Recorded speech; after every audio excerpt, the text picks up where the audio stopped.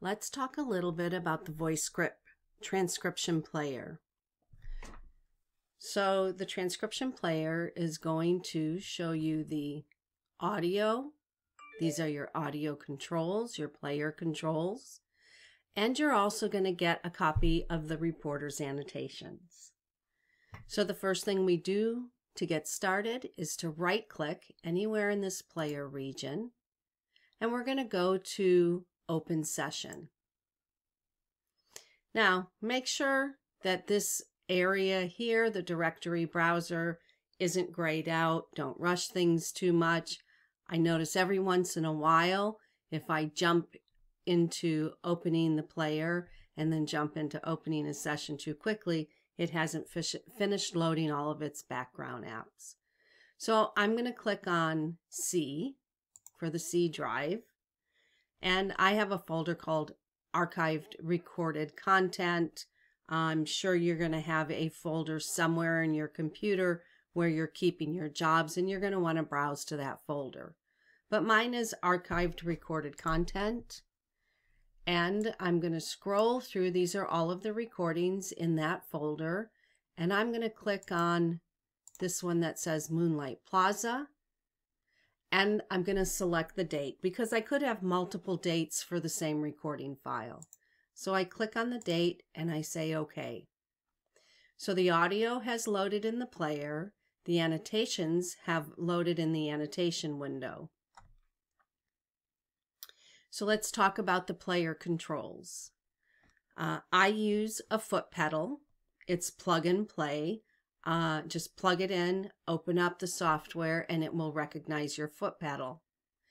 Now, the advanced and the rewind controls in the player work a little differently than they would with my foot pedal control. So let's look at advanced. If I click on the advanced button, 1, 2, 3, 4, it's going to advance the amount of time that I have configured while playing. So when you click that advanced button, it's going to trigger the play. And the reason for this is because I can scan through audio quickly, looking for something specific that maybe wasn't annotated. The same works with the rewind button. Discuss remedial. So if you're wanting to do some type of a scan, use these controls up here. If I use my foot pedal and I click the rewind, I can click and hold it and it will continue to rewind, or I tap it and it'll rewind by my configured amount of time for each tap, and the same with the advance button. Only notice when I use the foot pedal, it is not engaging the play. Play must be engaged first if I want to scan through it. Part of that again.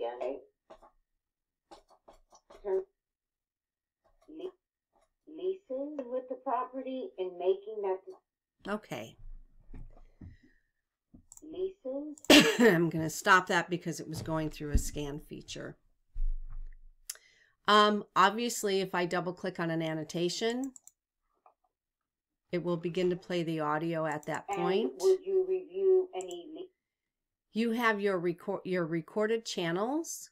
You can mute and solo any number of the channels to the configuration that you need to be able to hear everything.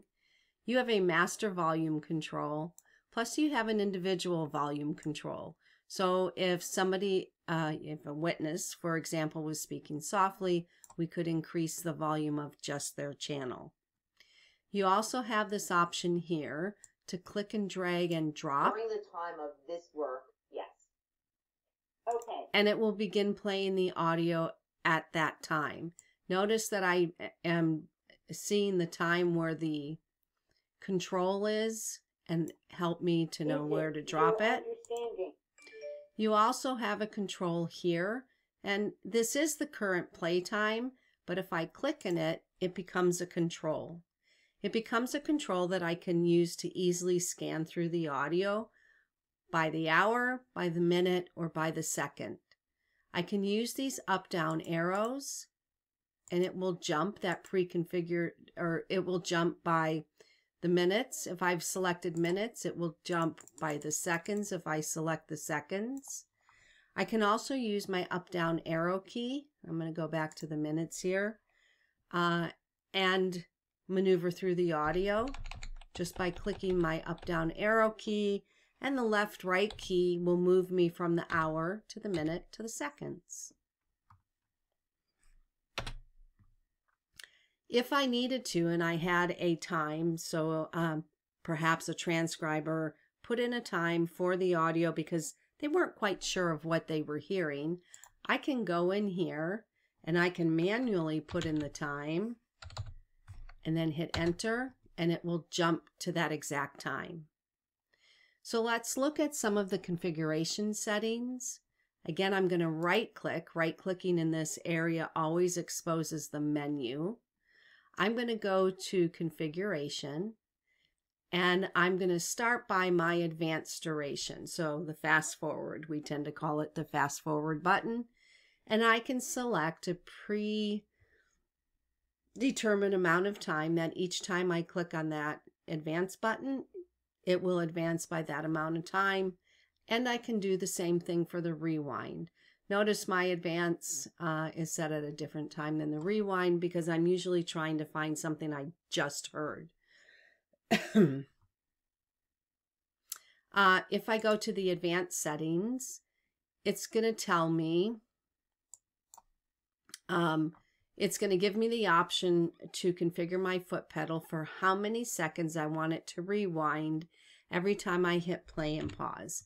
I tend to like 3 seconds. I click OK. And now if I play, no.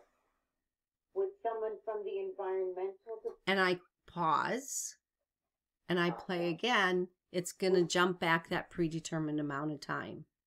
And it's pretty much as simple as that. If you have any more questions, please contact support at voicescript.com, and one of our specialists will be happy to assist you.